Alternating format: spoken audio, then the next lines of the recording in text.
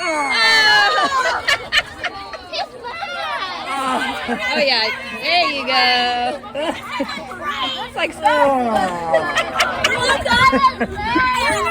Good morning, Kennedy Dragons. We are glad that you are here today. Today is Wednesday. It is March 23rd, 2022. It is the 137th day of school. Believe it or not, we only got 39 more days of this school year. My name is Mr. Butcher. It's my job to keep you guys safe so that you can show us how excellent you can be. Hopefully, you've left your average at home or on the bus and you are ready. Ready means being in the right place at the right time with the right stuff. To have a respectful means treating others the way you want to be treated, and responsible day. Responsible means doing your job with a smile on your face and giving perfect efforts. Speaking of responsibilities, the very first responsibility that we have every day is to show respect for the rights that we have in this country and at this school. We do this by daily saying the Pledge of Allegiance, doing our school pledge, as well as doing our moment of silence. To show respect, we stop what we're doing, we stand up tall, we put our hand over our hearts like this, we say the pledge loudly, clearly, and with pride. If you guys would please stand for the pledge and remain standing for the Kennedy School Pledge. I pledge allegiance to the flag of the United States of America and to the republic for which it stands, one nation, under God, indivisible, with liberty and justice for all. Please remain standing for the Kennedy School Pledge. I pledge myself as a Kennedy Dragon to be ready for the day ahead of me. I'll be respectful of myself, my teachers, and all others I meet throughout the day. I promise to be responsible for myself, my actions, and my learning. I'll work my hardest to be the best dragon I can be. Let's take this moment to reflect quietly on our day, our activities, and what we hope to accomplish.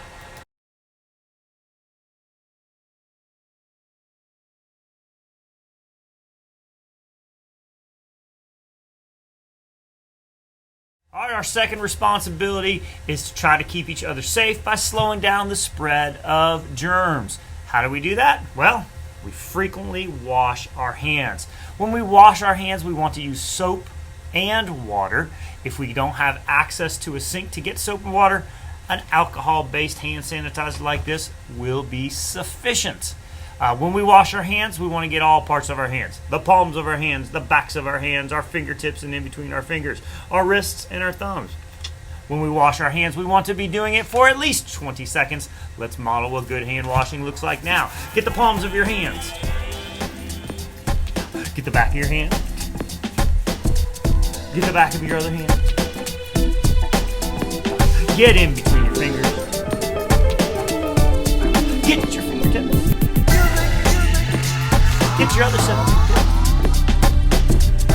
Get your thumb. Get your other thumb. Get your wrist. And your other. Now your hands are nice and clean. All right, now that we've done our pledges and our moment of silence, washed our hands, let's get started with our birthdays today. Happy birthday to Maisie Vanderford, who's 9, and Nevaeh Dansby, who is 5 years old. We'll make sure you guys get your birthday ribbon. Our next responsibility is to make our lunch choice. And believe it or not, on a Wednesday, this Wednesday, guess what we're having? Yep, pizza. Cheese pizza. Stuffed crust cheese pizza. Garden salad. Fresh celery sticks, I think it is. And fresh fruit. I know, it's Friday. This Friday, we're just going to have fish and macaroni and cheese. If you do not want pizza, which who wouldn't want pizza? You can always get yogurt or muffin or the peanut butter and jam. All right, it's time for our morning message. Today it's on cooperation and work ethic, something we need to think about. Do you know the Arabic legend about how the camel got the hump on his back? Long ago, before the camel had a hump, his friends were all working very hard doing their chores. Each one, the dog, the horse, and the ox, all asked the camel to help with the chores, but the camel was being lazy and selfish and simply said, "Humph." A genie showed up and asked the camel to help his friends, but he still wouldn't do it. This made the genie very angry. She wiggled her nose and caused a big hump to grow on the camel's back. Once the camel had that big, ugly hump on his back, he could work for 3 straight days without food or water, which is, by the way, the exact amount of time he let his friends work without his help. Something to think about on Mr. Butcher. Make today your masterpiece or not. Remember, the choice is yours. If you don't do your work, are you going to get a hump on your back? I don't know. Maybe. Let's do your work and I'll find out. That is all we have for announcements, so please help me. Me and your teachers keep you safe. That is our job. And your job is to help us keep you safe. And you can help us by being a ready, respectful, and responsible student who is focused on graduating in the year. Because when you are a ready, respectful, and responsible student focused on graduation, you are fully committed to student success. I love you very much. Have a great day.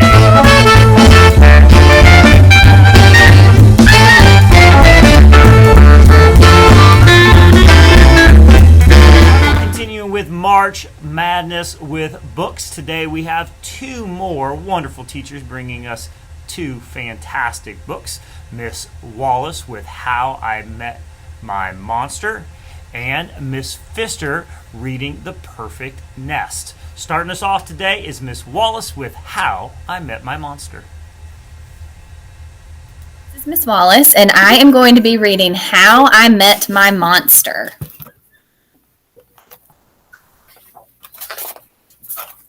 One night, when I reached under my bed for my truck, I found this note instead. Monsters, meet here for final test. Z. Ha! My parents were obviously trying to trick me into staying in bed. I didn't believe in monsters. So I crumpled the paper, grabbed my truck, and zipped over to my garage. I heard some creaking and rumbling, but I wasn't scared. Our house always made noises at night. But then a voice under the bed scolded, "Stop that stomach rumbling. The child will hear you." Voices? Stomach rumbling? If this was part of my parents' trick, it was pretty cool. I peered into the inky blackness. 5 pairs of eyes blinked back. "See, now he knows we're here," the voice sighed. "One of you has broken monster rule number 1. Maintain the element of surprise." This is no trick, I thought. There are monsters under my bed. A long-necked yellow monster slid out, followed by 4 little monsters. "Rule number 2, the yellow one instructed. Never block the bed. All of you, scoot over." Hey, I realized, that one must be their teacher. I sat up straight, mesmerized by the monster parade shuffling across my bedroom. "That's better," the teacher monster said. "Access to the bed is clear. Now, who knows rule number 3? The purple monster teetered on his tiptoes and gurgled, "Get the child into bed." "That's correct, Genghis. And how would you do that?" "Well, Mr. Z, I would roar my scariest roar." "All right, give it a go." Genghis took a deep breath, opened his mouths, and let out a tiny blurp. Stomach rumbling would have a better chance of getting me into bed than that funny little noise, I laughed. "The child is right," said Mr. Z, shaking his head. "That was not sufficiently scary. Genghis, I'm sorry. You're not the best monster for this child." There was some creaking as Genghis slunk beneath the bed. Poor Genghis, he's so sad. Before I could investigate where Genghis had gone, Mr. Z asked, "Now, who wants to try to get the child into bed?" The orange monster looked at the ceiling, and the red monster looked at the floor. Only the green one looked at me. First, he stared at my toes and started drooling. Then he took a step toward me, and I heard that rumbling noise again. I sprang into bed so he couldn't get my feet. Mr. Z blinked. "Very unconventional, Gabe. Your stomach gurgles seem to be what this child needs." What I needed was to make sure this little Gabe monster didn't eat my toes. "Right, you 3. The child is now in bed," said Mr. Z. "As every monster knows, the ultimate objective is rule number 4. Who can tell me what that is?" The orange monster bounced and squeaked. Keep the child in bed until it falls asleep. Correct, Morgan. And how would you accomplish that? Shut up, puppets! Shut up, puppets! She squeaked again. Gabe whistled through his nose, and I snickered, but Mr. Z said, Interesting. Try it. Morgan hopped onto my night table and flailed her arms near my lamp.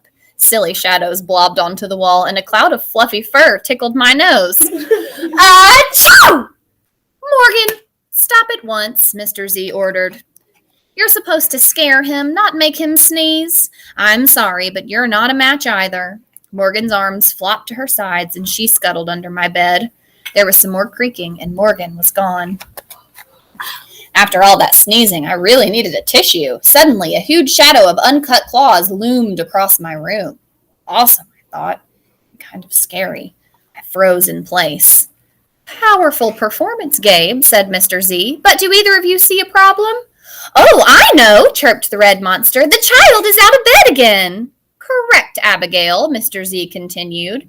And one of you must get him back in. Let's revisit rule number 1. Maintain the element of surprise. All at once, poof, the monsters vanished. Then I heard more rumbling. Were they hiding in my closet, making noises to scare me? Ha, no, it was only my stomach rumbling. All this excitement was making me hungry. I tiptoed past the closet and peeked out the door. So far, so good, no monsters. Then I stepped over the squeaky stair and sneaked down to the kitchen. As I reached into the pantry, I heard some chattering behind me. I sure hoped it wasn't that toe-loving Gabe. See if you can spot Gabe on this page. I'm on there. Okay. Wait, I didn't see. I yanked open the fridge. Ha! It wasn't Gabe. It was just the red monster shivering on the shelf. Found you, I laughed. Nice try, Abigail, said Mr. Z, but this isn't working. You're not the right monster for this child. But Mr. Z, she whined, it's not my fault he's not scared of me. I'm sorry, Abigail. Let's go. Abigail clomped behind Mr. Z. When I heard the creaking, I knew she was gone. I grabbed some crackers and headed upstairs, wondering if Gabe was gone too. I munched all the way down the hall, then went into the bathroom to brush my teeth again. When I opened the door a minute later, Gabe was definitely not gone. He was right there, and he was huge. I charged into my room and slammed the door. When I leaped into bed, I knew my toes were safe. Phew! I was surprised to hear breathing under my bed. Ragged breathing.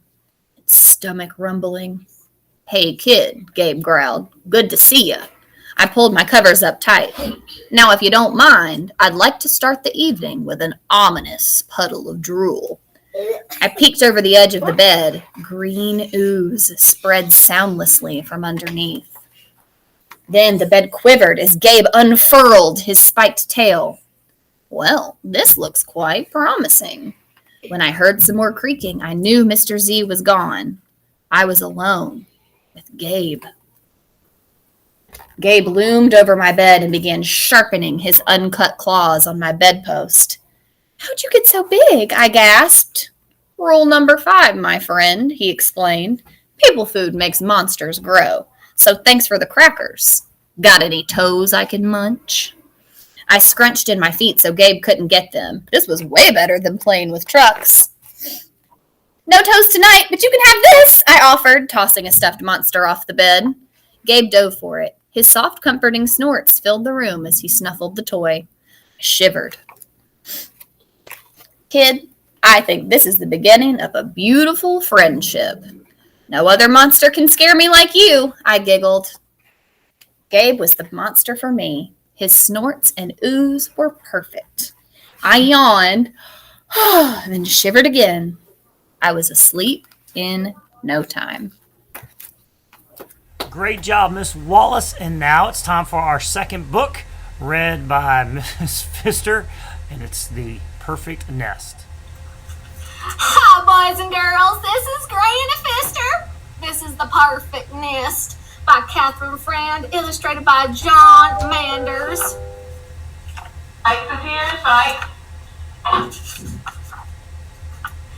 Jack, the cat, gathered together everything he needed. then built the perfect nest, dry, cozy, and just the right size.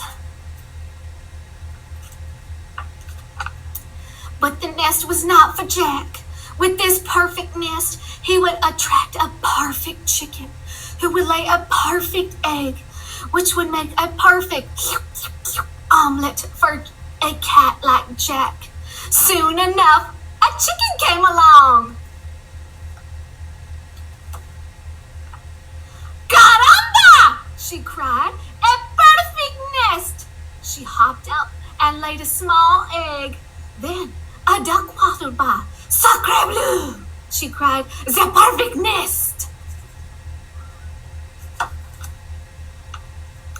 The duck pushed the chicken out, hopped up and laid a medium-sized egg. Then a goose lumbered by. Great balls of fire, she cried. A perfect nest!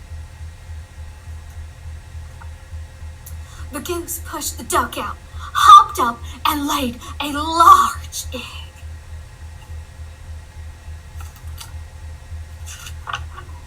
Jack's mouth began to water.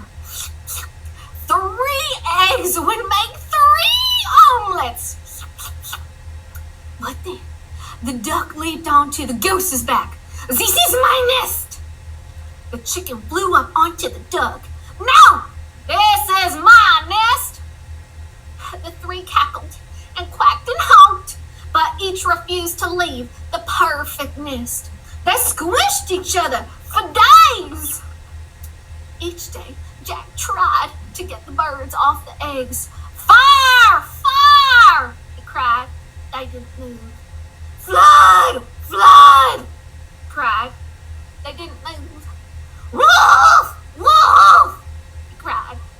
But the chicken, the duck, and the goose would not move.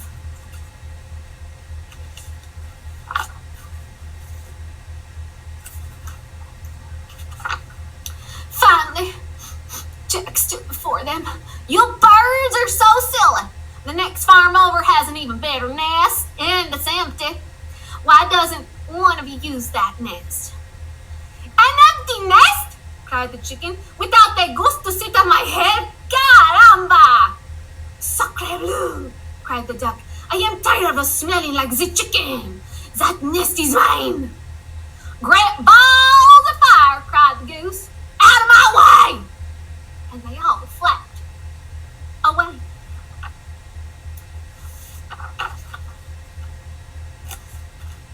Alone at last, Jack returned to the nest and peeked inside.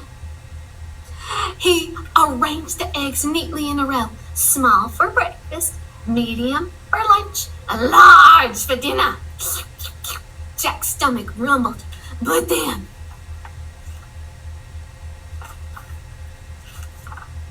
crack! The small egg broke out, opened, and out popped a wet baby chick, who looked up at Jack and said, Caramba! Hola, mama! Crackety crack, snap. The medium-sized egg broke open, and out scrambled a wet baby duck, who looked up at Jack and said, Sacre bleu, bonjour, maman! Crackety crack, boom!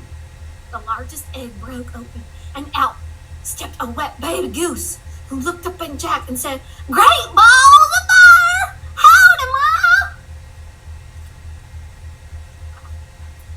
Jack stared at the babies. What was he to do? He couldn't make omelets out of them. Dry me, cried the soggy baby chick. Feed me, cried the hungry baby duck. Play, play, play, cried the excited baby goose.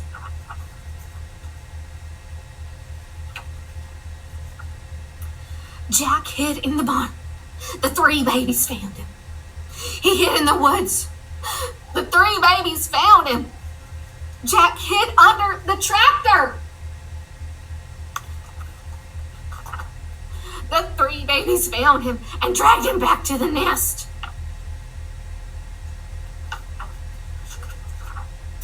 Sleep, sleep, sleep, the tired babies finally whispered. Cold, cold, cold, said the shivering babies. Jack scratched his head. Someone had to care for these babies, but there was no one else around. To the cafeteria, after school to the cafeteria. Jack lifted all 3 babies into the nest. Buenas noches, Mama, said the baby chick. Buenas noches, Mama, said the baby duck. Sweet dreams, Ma, said the baby goose. Then Jack climbed into the nest and the babies fell asleep. That's when he realized that this really was the perfect nest.